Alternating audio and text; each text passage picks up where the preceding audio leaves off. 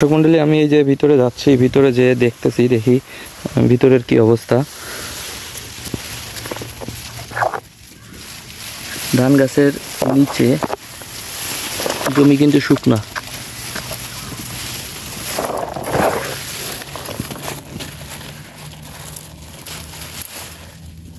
এদিকটাই তেমন বোঝা যাচ্ছে না, এই যে আছে। আসসালামু আলাইকুম সুপ্রিয় দর্শক মণ্ডলী, আপনাদের সবাইকে স্বাগতম আমার কৃষি পরামর্শ বিষয়ক চ্যানেল কৃষি পরামর্শে। দর্শক মণ্ডলী, আজকে একটা ভিডিও নিয়ে আপনাদের সামনে হাজির হলাম। এই ভিডিওটি হচ্ছে ধানের বাদামি গাছ ফড়িং বা কারেন্ট পোকা বিষয়ে। তো কারেন্ট পোকা বিষয়ে এখন সবাইকে সচেতন হতে হবে, কারণ কি এখন এই এপ্রিল মাস চলে, বেশিরভাগ সকলের ধান ফলে গেছে এবং ধান সোনাকানি দিছে, কিছু ধান নুয়ে গেছে, অনেকের ধান আছে কাটার মতো পরিবেশ হয়ে গেছে। যারা 28 জাতের ধান লাগাইছে তাদের কিন্তু হাইব্রিড ছাড়া তাদের সব ধান কিন্তু কাটার মতো পরিবেশ হয়ে গেছে। তো এই জন্য আপনাদের কারেন্ট পোকা বিষয়ে সচেতন হতে হবে। তো আজকে যে ভিডিওটা তৈরি করেছি, এই ভিডিওটা হচ্ছে একটু সচেতনতামূলক একটা ভিডিও, যে আমরা কোন ভুলের কারণে কারেন্ট পোকা আমাদেরকে ক্ষতি করে ফেলে। তো দর্শক মণ্ডলী, দেখুন আমি যে এই যে ধান ক্ষেতটায় আসছি, এই ধান ক্ষেতটা দেখুন, কেবল ধান কিন্তু চাল আসছে, এই যে দুধ শেষে এখন এই যে চাল চাল ভাব আসছে। এখন প্রায় সোনাকানি দেওয়া এক সপ্তাহের ভিতরে আশা রাখতেছি এসব ধান সব পেকে যাবে, হালকা পাক ধরছে। এখন এই যে ধান, এই ধানের ভিতরে দেখতে পাচ্ছেন যে আপনাদের তেমন কোনো সমস্যা দেখা যাচ্ছে না, ধান খুব ভালোই ফলছে। কিন্তু এই ধান উপরের থেকে দেখে ভালো মনে হলো, আসলে কিন্তু এই ধানটা বাস্তবতার দিকের থেকে ধানটা ভালো নেই। এই ধানে বাদামি গাছ ফড়িং আক্রমণ করছে, দেখে কিন্তু বোঝা যাচ্ছে না। তো এই ধান গাছের ভিতরে যখন আমি যে দেখতে পারবো, তখনই বুঝতে পারবো যে গাছের কি অবস্থা।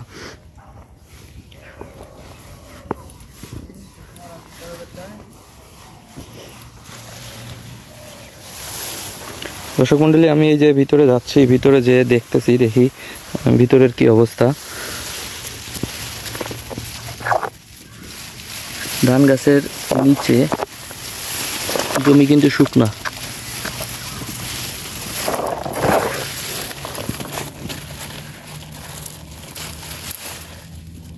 এদিকটাই তেমন বোঝা যাচ্ছে না, এই যে আছে, এই যে দেখা যাচ্ছে, এই যে কারেন্ট পোকা, এই যে কারেন্ট পোকা আছে।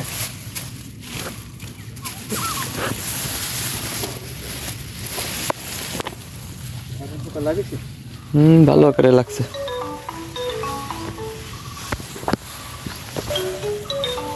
সাইডের থেকে যদি দেখি তাহলে কিন্তু কারেন্ট পোকা বোঝা যাচ্ছে না, কিন্তু একটু ভিতরে যে যদি দেখা হয় তাহলে প্রত্যেকটা গাছের কারেন্ট পোকা আছে। তো দর্শক মণ্ডলী, এই যে ধান ক্ষেতটা দেখতে পাচ্ছি, এই ধান ক্ষেতে কিন্তু আসলে দেখে বোঝা যাচ্ছে না যে এই ধান ক্ষেতে সমস্যা আছে, কিন্তু এই ধান ক্ষেতের ভেতর কারেন্ট পোকা, প্রচুর পরিমাণে কারেন্ট পোকা আছে। এবং আপনাদেরকে এই সাইডে, গাছের এই সাইডে নিয়ে যাব। এখানে কারেন্ট পোকা দেখতে গেছিলাম, প্রথমে ওখানে দেখতে গিয়ে দেখলাম প্রচুর কারেন্ট পোকা, এবং ওইখানে গাছগুলো এখন শুকানো শুরু হয়েছে। তো চলুন ওইখানে গিয়ে একটু দেখি।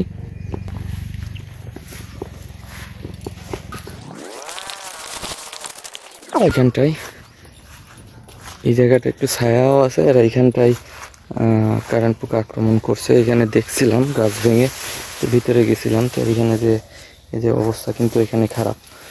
এখানে যদি দেখেন, এই যে দেখা যাচ্ছে,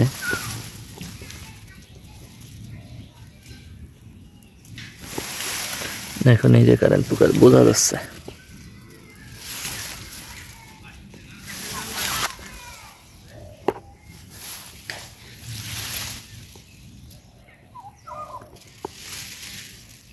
দেখতে পাচ্ছেন দর্শক মন্ডলী, এই যে কিন্তু কারেন্ট পোকা, এই যে গিজ গিজ করতেছে, সব কারেন্ট পোকা।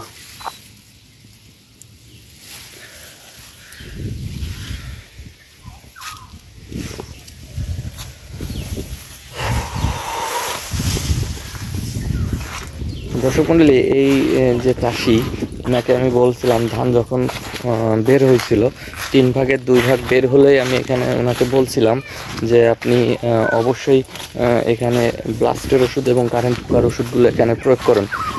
কিন্তু উনি বলছিল তখন আমাকে একটা উত্তর দিছিল যে উনি বলছিল যে আমার জমিতে পানি রাখতেছি না, শুকনা জমি, তো এইখানে কারেন্ট পোকা লাগবে না, আমার জমিতে কারেন্ট পোকা লাগবে না, শুধুমাত্র ব্লাস্টের ওষুধই আমি দিয়ে দিই, কারেন্ট পোকা লাগবে না আমার জমিতে, আমি পানি দিচ্ছি না, শুকাই দিচ্ছি। তো এই কথা বলার পরে ঠিক আছে, সমস্যা নেই, আপনি তাহলে ব্লাস্টের ওষুধই প্রয়োগ করেন। আমি কিন্তু তখন বেশি জোরাজোরি করি নাই।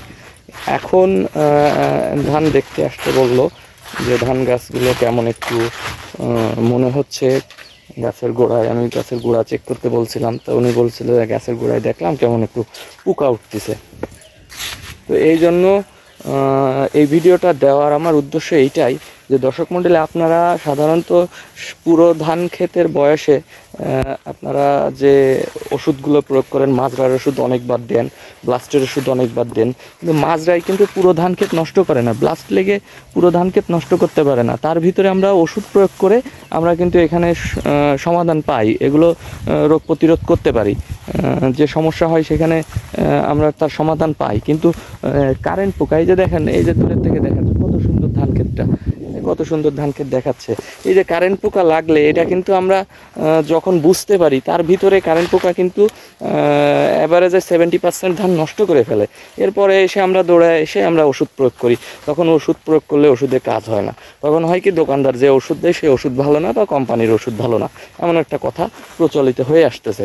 তাই আপনাদের কাছে আমি রিকোয়েস্ট করব যে যাদের ধান এখনও আপনারা কারেন্ট পোকার ওষুধ প্রয়োগ করেন নাই, যাদের ধানে, তারা অবশ্যই আগাম একটু কষ্ট করে হলেও, খরচ যদি হয়ও, তারপর আপনারা কারেন্ট পোকার ওষুধ দেন। কারেন্ট পোকার ওষুধ যদি প্রয়োগ করে থাকেন তাহলে আপনার ওই ধানে আর বাদামি গাছফড়িং বা কারেন্ট পোকা এসে আপনাকে ক্ষতি করতে পারবে না। আর আমি এই প্রমাণগুলো আমি গত বছরও দেখছি, যাদের ওষুধ প্রয়োগ করছি তাদের, ধরেন যে ডান পাশে একটা ধান, বাম পাশে একটা ধান, এই যে দুটো ধান, আমি যদি এই জমিতে কারেন্ট পোকার ওষুধটা প্রয়োগ করে থাকি তাহলে এই জমিতে প্রয়োগ করি নাই, তাহলে এই জমিতে যদি কারেন্ট পোকা লাগে তাহলে এই জমিতে কারেন্ট পোকা লাগবে না, এতটুকু কারেন্ট পোকা ওষুধ দেওয়ার সুফল আছে। তো দর্শক মণ্ডলী, যারা এই ভিডিওটা দেখছেন তাদের যদি ধান ক্ষেত থেকে থাকে তাহলে অবশ্যই আপনারা যদি কারেন্ট পোকার ওষুধ না দিয়ে থাকেন তাহলে আপনারা কারেন্ট পোকার ওষুধগুলো এখনই প্রয়োগ করুন। আর অন্য চাষি যারা আছে আপনাদের আশপাশে তাদেরকেও কারেন্ট পোকার ওষুধ দেওয়ার জন্য অনুপ্রাণিত করুন, কারণ কি সব ক্ষতি সহ্য হবে, কিন্তু এই কারেন্ট পোকা লেগে গেলে এর যে ক্ষতি হবে এই ক্ষতিটা কিন্তু কৃষক সামলাইতে পারবে না। আর দর্শক মণ্ডলী, আর আমি এখানে কারেন্ট পোকার জন্য আপনাদের সাজেস্ট করব, বিভিন্ন রকমের ওষুধ আছে। একটা হচ্ছে লারসেন কেমিক্যালের একটা ওষুধ আছে, পাইমেট নাম, তারপরে আর একটা ওষুধ আছে ন্যাশনাল কোম্পানির স্প্লেন্ডার, তারপরে সেফ কোম্পানির আর একটা ওষুধ আছে স্প্রিন্টার। এই তিনটা ওষুধে যে কোনো একটা ওষুধ আপনারা প্রয়োগ করবেন, ইনশাল্লাহ আপনাদের ধান ক্ষেতের কাছাকাছি কোনো কারেন্ট পোকা ঘেঁষতে পারবে না। আর এই যে জমিটায় আমি কারেন্ট পোকা দেখে আসলাম, এই জমিটায় কারেন্ট পোকার জন্য ওনাকে আমি এখন ওষুধ দিব, স্প্লেন্ডার অথবা স্প্রিন্টার দিব, স্প্রিন্টারটা আমি ওখানে প্রয়োগ করাবো। এখন যদি আমি ওইখানে স্প্রে করি, যে পর্যন্ত কারেন্ট পোকা খাইছে ওই পর্যন্তই শেষ, এরপরে আর একটা গাছও কারেন্ট পোকা খাইতে পারবে না। আর স্প্রিন্টারের গুণাবলী হচ্ছে কারেন্ট পোকা যদি থেকে থাকে তাহলে ওই ওষুধ দেওয়ার পরে কারেন্ট পোকা আর গাছের চুষে খাইতে পারবে না, যদি চুষে খাইতে যায় তাহলে ওদের খাওয়ার স্থানটা প্যারালাইসিস হয়ে যায়, এরা বংশবৃদ্ধি করতে পারে না এবং অনাহারে মারা যায়।